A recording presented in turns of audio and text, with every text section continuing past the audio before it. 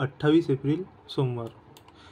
तर इथून आहे ना आपल्याला जरा अलग प्रकारची ॲनालिसिस करायची आहे ह्या व्हिडिओपासून.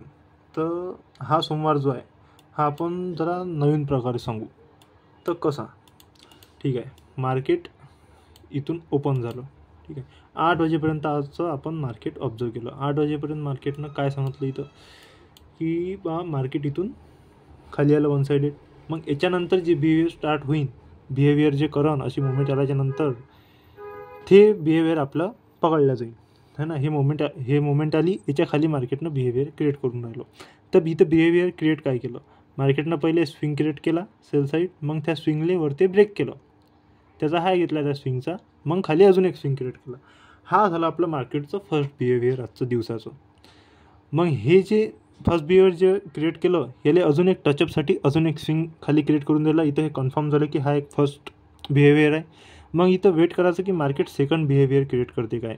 मग मार्केटने काय केलं, हा जो स्विंग केला इथून सांगून तर दिलं की याला सेल साईड जायचं आहे. ह्या बिहेवियरनंतर एक स्विंग जो क्रिएट केला याच्यात सांगून दिलं आहे ना की बा सेल साईड जायचं आहे. मग मार्केटनं अजून बाईंगला गेलं, त्या स्विंगलेवरती ब्रेक केलं, जो टचअपवाला स्विंग होता त्यालेवरती ब्रेक केलं आणि इथून सेल साईड आलं. आता इथं 100% आपण शुअर आहे की मार्केटनं इथं 2 बिहेवियर कंप्लीट केले, म्हणजे तिसरं करायला जाऊ शकते, आणि ते पण मॉर्निंगच्या टाईमले 7च्या पहिले 2 बिहेवियर क्रिएट केले. मग पण आता इथं एक गोष्ट काय झाली की यालेच एकदम टेकून थर्ड बिहेवियर क्रिएट नाही करून राहिलं. मार्केटनं काय केलं, एकदम वन साइडेड पडलं, याच्यात गॅप क्रिएट केली आणि खाली एक स्विंग क्रिएट केला. तर इथं आपल्याला आता थर्ड बिहेवियरच्या इकडे जायचं तर आहे, पण कशा कंडिशनमध्ये जायचं आहे.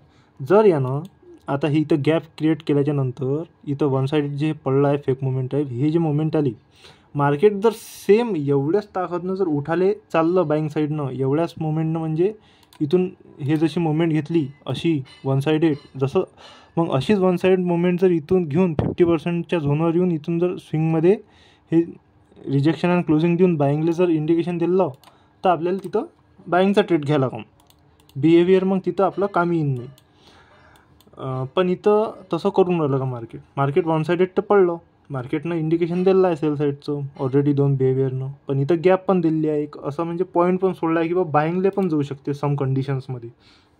मग आपण इथं वेट केलं, पण इथं आपल्याला आता मार्केटच सांगून आपली याला जायचं उकळे. जर वन साइडेड असं येईन आणि 50%च्या मार्केबल झोनवर येऊन बा ह्या इथं येऊन असं येऊन इथं जर सेल साईडचं इंडिकेशन दिलं मार्केटनं तर त्याला मग सेल बाईंगले जायचं आहे बा वन साइडेड जर आलं तर. पण तसं होते काय, पण तसं नाही झालं. मार्केट इथून वरती आलं, इथंच साईडवेज गेलं.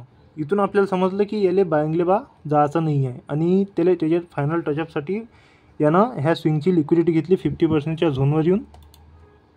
50%च्या झोनवर मार्केट आलं, तिची लिक्विडिटी घेतली आणि त्याला इन्स्टंट क्लोजिंग दिली सेल साईडनं. तर इथं आपल्याला समजलं की याला सेल साईड जायचं आहे, याला बाईंगचा काही विचार नाही. बाईंगला जायचं असं हे वन साइडेड देऊन क्लोजिंग दिली असती यानं बाईंगची, पण असं नाही आहे. आता ठीक आहे, आपण ट्रेड टाकला सेल साईडचा, पण त्याच्यानंतर काय, इथं आपण ट्रेड टाकला. मग याच्यानंतर यानं काय केलं, ट्रेड टाकल्यानंतर ह्या स्विंगमध्ये याचा लो घ्यायच्या पहिले यानं याच्यात 3 स्विंग क्रिएट करून टाकले, 1, 2 आणि हा 3. तर 3 स्विंग झाल्यावर म्हणजे बा 3 स्विंगमध्ये त्याला ब्रेक करायचं राहते खाली. याच्यात 2ही घेतले तरी तिसरा स्विंग याला ब्रेक केल्यावर द्यायला पाहिजे, तिथपर्यंत आपण होल्ड करून ठेवतो. पण 3 त्याच्या अंदरच देऊन दिले यानं, 3 बिहेवियर याच्या अंदरच क्रिएट केले. तर इथं आपण हा ट्रेड एक्झिट मारला. जसा आहे ना तिसरा स्विंग क्रिएट केला आपण, इथंच हा ट्रेड एक्झिट मारला, कारण की इथं मग बाईंगले पण घुमू शकते.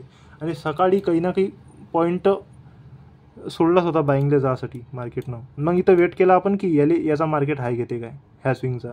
मार्केटनं तसंच केलं सेम, याचा हाय घेतला, याचा हाय घेतला, आणि जे 50%चा आपण जे झोन काउंट केलता सकाळी मार्केटचा, त्याच्यातून हा पहिला स्विंग इथून, आणि जो इथले ब्रेक केल्यावर जो हा क्रिएट केला हा याचा दुसरा स्विंग.